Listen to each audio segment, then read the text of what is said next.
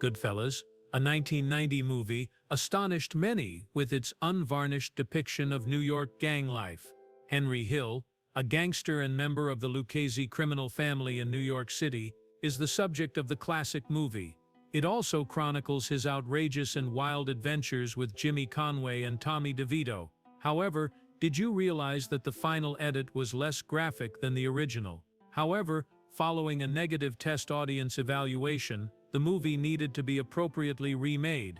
Come along with us as we reveal the notorious Goodfellas sequences that were never seen on television.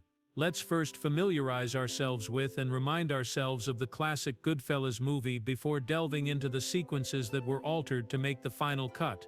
The movie Goodfellas. When Goodfellas was released in 1990, both reviewers and fans gave it positive reviews. Many people consider it to be Martin Scorsese's finest work. It should come as no surprise. Considering the level of creative skill and attention to detail that went into making this masterwork, it is undoubtedly worthy of such connections. A lot of work went into making sure that Goodfellas had the perfect depiction of mob life, as is the case with every excellent film. In contrast to other mob movies, this one makes little effort to portray the opulent way of life that the gangs lead. The spectator is guided through the gory details, physical altercations and intense emotional exchanges that occur deep within the criminal court system. Prominent Hollywood actors including Ray Liotta, Robert De Niro, Paul Sorvino, and Joe Pesci all starred in the classic movie. But what was seen on film did not quite match the director's initial concept. See, all filmmakers who work in the film industry always struggle to maintain the fine balance between creative expression and commercial reaction. Scenes had to be re-examined and some plot aspects had to be altered in order to make the movie more palatable to a wider audience without compromising the integrity of the narrative. What were these notorious scenes then? To discover out, keep watching. The story of the classic Goodfellas. Henry Hill, then a young man, is lured to the Mafia life in his Brooklyn neighborhood in 1995. He started working with Jimmy Conway and Tommy Devito as part of Paulie Cicero's crew. Prior to conducting more serious crimes, Henry first sells Jimmy stolen things. The group began spending the most of their evenings at the Copacabana nightclub with ladies in the 1960s. Despite her parents' disapproval, Henry dates and marries Karen Friedman, a Jewish lady who was initially unhappy with his illegal life but ultimately falls in love with his glitzy lifestyle. At Henry's nightclub in 1970, Billy Batts, a member of the Gambino crime family who had just been released from jail, taunts Tommy. Billy is brutally murdered by Tommy and Jimmy. They choose to bury Billy in upstate New York, well aware that they may be subject to harsh reprisals. When they discovered the burial location will be constructed 6 months later, they were forced to relocate the decaying body. Karen grabs Henry at gunpoint and threatens Janice, Henry's mistress, in 1974. Janice and Henry move live together. However, Paulie is adamant that he went back to Karen after he and Jimmy collected a loan from a gambler in Tampa.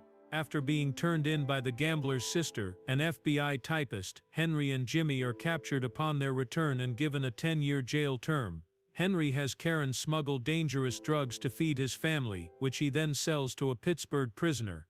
After being granted parole 4 years later, Henry, defying Paulie's orders, grows his cocaine operation alongside Tommy and Jimmy. In order to steal $6 million worth of cash and jewels from the Lufthansa vault at John F. Kennedy International Airport, Jimmy organizes a crew. Jimmy murders most of the team members, with the exception of Tommy and Henry, when they spend their money carelessly on pricey things against his orders, and the getaway truck is discovered by the police.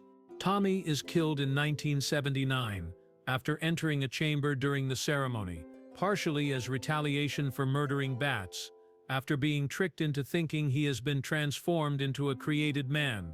By 1980, Henry had developed a dangerous chemical addiction and paranoia.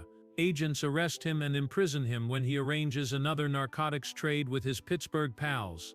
Karen tells him that she flushed $60,000 worth of cocaine down the toilet during an FBI raid to keep them from discovering it, leaving them destitute and penniless after saving his life.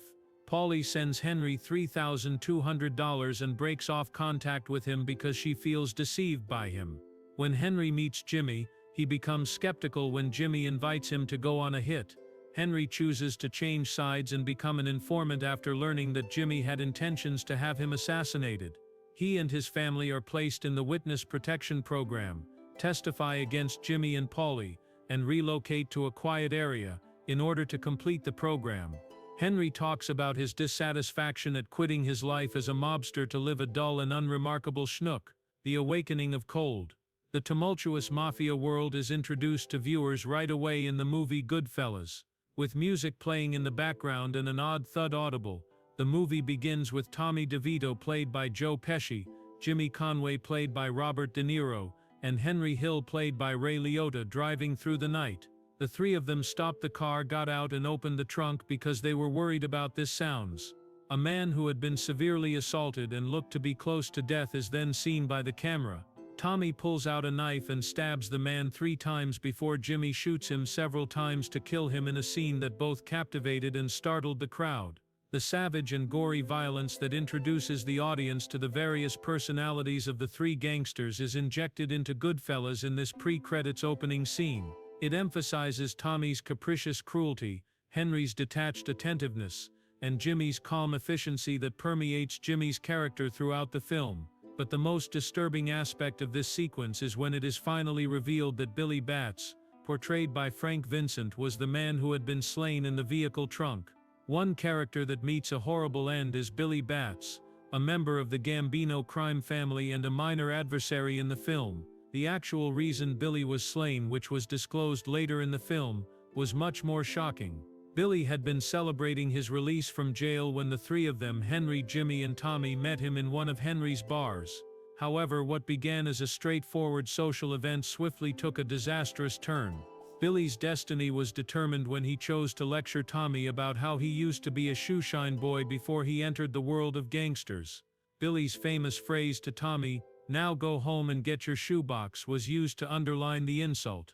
However, the original design did not call for this sequence to unfold exactly as it did. The scene was originally written in a different way, as perceived by a test group. On film, Tommy was intended to stab Billy 7 times. This was done in order to faithfully portray the graphic sights that occasionally come with being a mobster. However, this sequence didn't exactly get a good reaction when the film was originally shown to a test audience. The scenes were so graphically rendered that it was reported that some test audience members left the first scene. You'll agree that any film would suffer greatly from such a response, and not to mention a classic film like Goodfellas. After this initial review, director Martin Scorsese, producer Irwin Winkler and Nicholas Pileggi had to start over. They brainstormed ways to cut down on the gore and violence without sacrificing the plot's integrity, because striking this delicate balance was crucial because the film had to be embraced by the audience in addition to being a work of art. In order to address this issue, it was agreed that a compromise would be made, and the scenes would be slightly modified to improve viewing experience without compromising the main point. 3 on-screen stabbings were used in place of the 7, and the audience was left to imagine the noises of the other stabbings. Even though there were only 3 stabs displayed, this made sure the scene's impact was maintained. Additionally, it made it possible for the audience to interact with the story, which produced the desired immersive effect. This initial scene, which was praised by the audience for portraying the severity of Mafia life, became famous when Goodfellas was published. Additionally, it readied the audience for the event that was ahead of them. It established the story's tempo and tone, providing the film a realistic feel, which is sometimes difficult to do in gangster and mafia films. Even while this modification might not seem like much, every experienced filmmaker is aware that small changes have a tremendous impact. Why Spider died and the circumstances surrounding it. Spider's death is perhaps the sequence from Goodfellas that you remember the best. Many people will never forget this occasion. However, were you aware that this famous violent scene almost didn't make it into the finished version? Many people rank Goodfellas as one of the bloodiest films of its era. It was more like a documentary than a normal movie because of the striking realism with which its horrific images were presented. At first, Warner Brothers pushed Martin Scorsese to cut out the crucial sequence showing Spider's death because of its graphic content. Although Henry Hill's character was the primary focus of the plot, Scorsese chose to focus more on Tommy, one of the crew's most violent members. Tommy was notorious for being extremely impulsive and having a horrible temper, two traits that ultimately contributed to his downfall. In Goodfellas, Tommy's ruthless murder of Spider, played by Michael Imperioli, was a pivotal point in his journey. Despite playing a little part in the movie, Spider's sequence became one of the most memorable in this classic work of cinema. As Tommy, Henry, and Jimmy played card games in this scenario, Spider brought them beverages. But the bartender, Spider, neglected to bring Tommy's drink. Tommy swiftly voiced his disapproval, taking this as an insult. As the rest of the team started laughing and Tommy and Spider argued, the scene became more heated. The drama continued even after Tommy shot Spider in the foot. Spider later came back to give them drinks again while wearing a cast on his foot. Tommy then infuriated Spider even more by making fun of his wound. Spider insulted Tommy in a fit of wrath, winning Jimmy's support in the process. At this point, the situation became lethal. The conversation set Tommy on fire, causing him to shoot Spider many times, killing him in the process. Warner Brothers was concerned that Tommy would become too unlikable and that the audience's opinion of the gangster would be impacted by the graphic portrayal of Spider's death, but that was the exact intent of the scene. Spider was developed as a way to highlight Tommy's cruelty and heartlessness. This was not a glorified depiction of life as a mobster. It sought to depict the horrific realities of being a Mafia member. Tommy's persona was shown in the moment with accuracy. He'd called himself a complete sociopath. Thus, his on-screen display of this quality was essential to his character development. The sequence was also required to explain later events in the movie. Because Spider's dying sequence was meant to show Tommy's emotional character, Scorsese contended that removing it may change how the audience saw Tommy. Scorsese maintained his position and gave many justifications for retaining the sequence in spite of the studio's worries that the movie was too explicit. The company was concerned that if the film was very explicit, it would alienate a certain demographic and appeal to a narrow range of individuals. In the realm of film, this would seem like a positive thing, but it's not. However, seasoned directors want to appeal to a wide range of viewers. Thankfully, Scorsese persuaded Warner Brothers that the death scene for Spider was essential to the plot's progression. It became evident that the concerns were unjustified when Goodfellas was eventually released. It was a great comfort that viewers did not find the graphic details of Spider's demise offensive. In the end, the sequence helped establish the film's reputation as an unreserved depiction of the brutal reality of gang life. Whether you like it or not, there's no denying that the graphic sequence was a major factor in creating the classic that is Goodfellas. The appearance of Catherine Scorsese as a guest. Catherine Scorsese, the mother of Martin Scorsese, appears in one of the most cherished sequences from Goodfellas, playing the mother of Tommy Devito. Since Tommy's mother hadn't seen her son in a while, Tommy, Jimmy, and Henry surprised her at her house in the middle of the night. As she remarks on how long it has been since her son's previous visit, Catherine gives the three of them a loving embrace. They all have a fast supper together, experiencing a small moment of calm in the middle of a busy world. But this sequence was almost removed from the finished movie. The company started to worry that the film would not be well received after tests showing got bad reviews and people started leaving early. The fact that several spectators sent furious messages about the explicit sequences suggests that the movie caused more rage than was planned. The notorious scene from Goodfellas that nearly got removed was the one with Catherine Scorsese. Some audience members thought it should be cut because it was too long. Additionally, the studio felt that it slowed down the film's pacing and was inappropriate for a violent film. The scene's maternal warmth seemed to detract from the story's emotional and frantic pace. The studio discovered, however, that the majority of viewers genuinely enjoyed the sequence after looking more closely at audience evaluations. It gave the characters a human face and revealed a side to the bloodshed and violence. It showed that they were still human even if they were heartless murderers who had no regrets. It wasn't ignorance that led Tommy's mother to embrace her son. She gave him a hug even though she knew he was a mobster. He wasn't a crazed madman who killed someone over a mere insult at that very time. In his mother's arms, he was a son. The scene was a respite from the film's recurring cycle of violence which pervaded it from start to finish. In a world full of needless murders and mob violence, it was a welcome change. Later, Martin Scorsese disclosed that a large portion of this famous sequence was improvised. Catherine Scorsese was merely instructed to welcome her long-lost son home. The scenario proceeded smoothly when filming started, resulting in what has been called one of the film's most memorable scenes despite its generally graphic content. Tommy's visit was not motivated by a desire to see his mother, as it turned out. He had just beaten Billy Batts to a pulp and was headed route to bury him. He came to get a shovel because the three of them intended to bury the gangster. Tommy's mother's kitchen is also where the knife he used to kill Billy was found, making the scene an essential component of the plot. Young Henry's destiny was affected by his arrest. The opening shot in Goodfellas tells us that the movie is based on real events before the viewer sees the backplate of a Pontiac Grand Prix speeding along the highway at night. But not all of the movie's portrayals were true. Although an effort was made to preserve the story's integrity, several scenes were sensationalized, disregarded or altered entirely, in order to match the on-screen and real-life Henry Hill.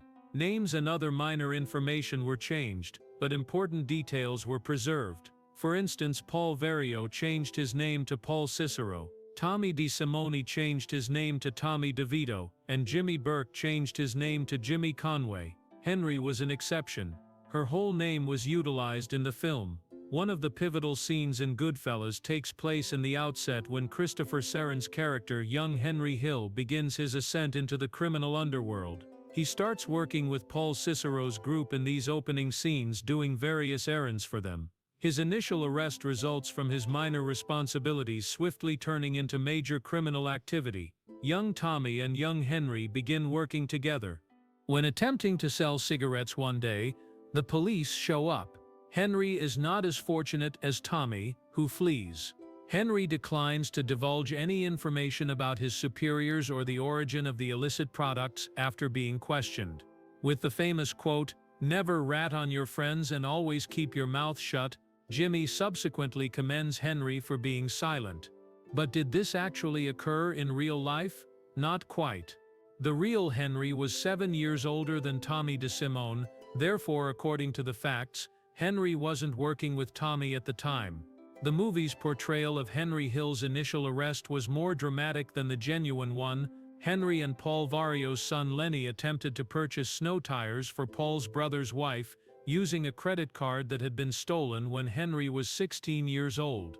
2 police investigators caught them when they returned to the residence, but Henry followed the code of silence and remained silent, exactly as he did in the film.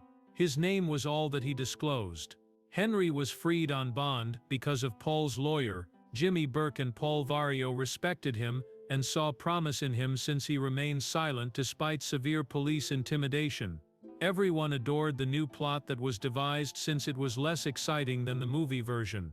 Since the film wasn't intended to be a biography of Henry's life, this wasn't necessarily an issue. Rather, it was intended to choose the essential details that would distinguish the tale. Since this change was an improvement rather than a degradation, the crowd didn't object. From the actual version, the early years of Henry Hill and Tommy Devito in Goodfellas. Tommy Devito and Henry Hill co-starred in Goodfellas as adolescents, and their developing relationship turned into an unbreakable tie. According to Martin Scorsese's version of events, the 2 Mafia associates are on the same side and collaborate closely with Jimmy on a number of illicit projects from the beginning. Henry was a faithful companion. He once placed himself in danger to help Tommy avoid jail by acting as a decoy for Tommy. Their bond expanded considerably over time. However, did Thomas DeSimone and the actual Henry Hill meet while they were teenagers? Tommy and Henry did not actually have the adolescent bond shown in the movie since Henry was 7 years Tommy's senior. The film adaptation was a creative decision to heighten the story's emotional impact and increase spectator interest.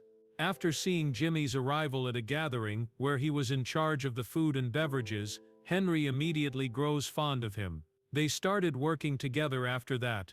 Tommy, who was about Henry's age, was then introduced to Henry by Jimmy. This was untrue though. according to Nicholas Pileggi's book Wise Guy, which served as the inspiration for the film. Henry had already established a solid name working for Paulie and his gang when the real Tommy first met Paul Vario at the age of 15.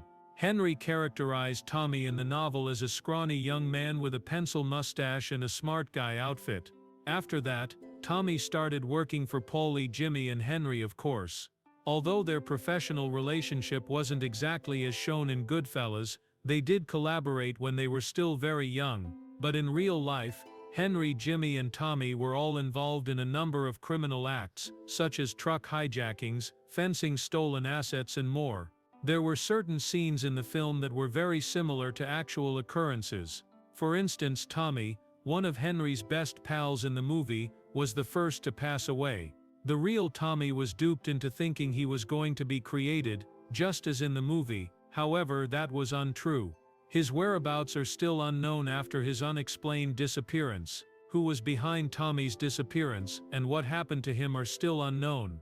Although there are several hypotheses regarding Tommy DeSimone's actual fate, the most frequently accepted one holds that his disappearance was motivated by revenge for the killings of John Gotti's close allies Ronald Jarathi and Billy Batts. As a result, some people think that Gotti killed Tommy, while others say that Paul Vario told the Gambino gang that Tommy was responsible for Batts and Jarathi's killings. Ray Liotta and Joe Pesci had amazing chemistry throughout the Goodfellas movie. They seemed to have an intimate acquaintance with Tommy and Henry in real life. They gave the plot so much vitality that it was able to grow to its current heights. The two characters defied the law and frequently got away with it because they were drawn to illicit activity. Their identities were deeply etched in the hearts of their victims as they tore across the land. The globe was introduced to a side of organized crime that many people are unfamiliar with because to the near-accurate portrayal of the brutal nature of the mob.